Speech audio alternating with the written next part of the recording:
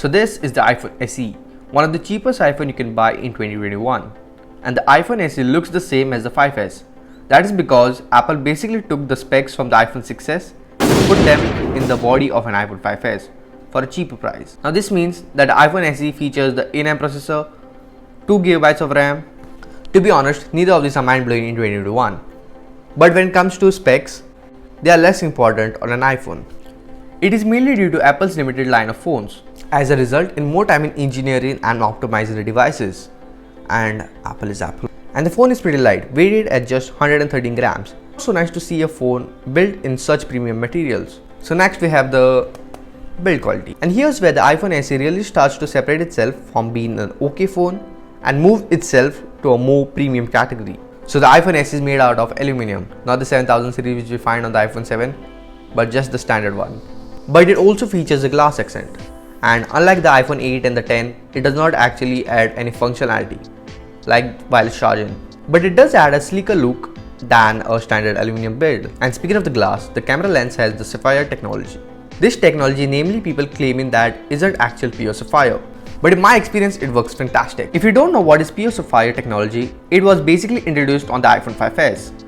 And Apple claims that it makes the iPhone camera lens stronger and less to scratches. And as someone who loves a smartphone to click a lot of photos and videos, it is super important to keep that camera lens in a good condition. And this phone was the last phone to have a camera bump, which we saw in the starting of the iPhone 6. And Apple developed a habit of having a camera bump on their devices, which is not a big deal. However, it caused some problems with overall durability as well as looks. The iPhone SE don't have an official water resistance rating, since it was released just before the iPhone 7, which is the first iPhone to receive an IP rating. So if you're planning to take the iPhone SE to a pool or in the ocean, it's a bad idea, just don't do it. I'll be talking more about the build quality of the actual screen later in this review. But overall, the iPhone SE feels premium but not at all durable.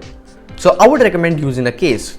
And the iPhone SE features a 4-inch screen with a resolution of 1334 by 750, which will not sound terrifying high, especially for 2021. Is less as an issue because of the screen size. Because of the 4-inch screen, the iPhone SE has a PPI of 326, which is the same pixel density as the iPhone 7. So overall, the screen looks pretty good, but a 4-inch screen in 2021, no, it looks a bit weird. Especially coming from either of my 7 or the 11. And I found that typing was a little bit hard, but with time you get used to it. And the display is bright of 500 nits and a significantly dimmer than the current iPhones. The only place I found this phone struggling is in ultra bright light. Outdoor situation and in general 500 nits is fine. And it is lacking the Force Touch sensor, considering that the internals were otherwise the same of the iPhone 6s. The lack of Force Touch is disappointing, as this is my favorite features on the modern iPhones. And I know Apple took it back and replaced it with haptic touch. It is so convenient to able to do something within an app without actually having to navigate through the app. For example, making tweets can be done in just one click, otherwise I had to do two. Moving back in, the screen feels a lot more solid in terms of button quality and placement, as they are very well mapped out of good quality and nice and tactile. There are two rounded separated volume up and volume down buttons, and it have a premium overall user experience. So next is the feature every phone manufacturer should implement, the mute switch. Literally at a flip of a switch, you can flip your phone onto silent mode, and I just love this feature. Whenever I'm somewhat quiet and my phone goes off, I can simply flick a switch, and because of the tactility and the best part, I don't have to take the phone out of my pocket. This might not sound so much, but it's awesome. The lock button isolation at the top of the phone is just like the iPhone 5s, so you never hit any button by accident like I have done in most of the phones in the past. And also, unlike modern phones, there is an headphone jack. This isn't personally a huge deal for me, but I know a lot of people who does still use the headphone jack, so it's nice to have. Following on, we have the home button. This is the classic physical home button, and obviously it feels pretty good. And in my opinion, as well as a lot of my friends' opinion, the camera is a really important part of a phone. The iPhone SE features a 12 megapixel main camera with an aperture of 2.2. If you want a camera features like the portrait mode or the telephoto camera, you should just go for the iPhone 7 Plus. If you just take some casual snaps, then it should do the trick. The photos grade well, and I found that light-out performance on this device is really good. And the front-facing camera on this iPhone SE is only 1.2 megapixel, which is extremely low for 2021. And honestly, it's not great, and I was a little bit disappointed considering that the iPhone 6s had a front-facing camera of 5 megapixels. And if you compare a photo from the iPhone SE and the iPhone 6s, it's a difference of day and night. Honestly, in 2021, I wouldn't be using the front-facing camera. I would just flip the phone around and use the rear camera. But you should be able to get some lovely images out of this thing with no problems.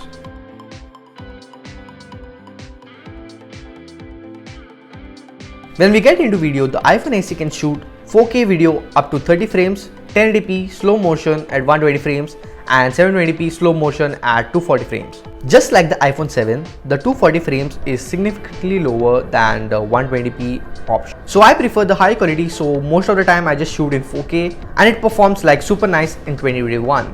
And this phone is excellent as B camera in videos, as this never disappointed me, and as the image is very similar, I'm sure that I have no problems using the iPhone SE as a B camera too.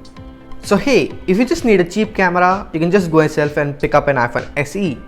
It'll work absolutely well and it'll save yourself from a point and shoot. So the slow motion camera is good, but I've noticed that there is a slight less dynamic range than with the standard 30p recording, which is pretty common on any of the smartphones I've tested. I've noticed a significant hit on autofocus when it starts to film at the high frame rates. So if you need circle focus again, I would recommend downloading your third-party apps such as ProTake or ProMovie, or if you're willing to spend, you can just download Filmic Pro. They're not paying me to say these names, but I just really like these apps. And if you want to take your iPhone cinematography game to the next level, then I would highly recommend you checking out these apps. I'm very pleased with the camera for video. It is solid, not only for the price, but also for the age. And if you want to take some quick videos with your smartphone, you should just go for the iPhone SE. Moving on to the OS. It's an iPhone, so it's using iOS. This phone is almost 7 years old and it is still supported with the latest version of iOS 15. And from the UI to the app performance has been absolutely solid with the SE. It does everything I want to do with social media, gaming and performance of things, and in 2021 it is absolutely solid. Generally an iPhone will get 5 years of new software updates, but this iPhone got 7 years of support, which is super amazing. So the iPhone SE battery is not the best in 2021. So if your buying is used, make sure you just replace the battery or you'll have to just roam all day long with a power bank.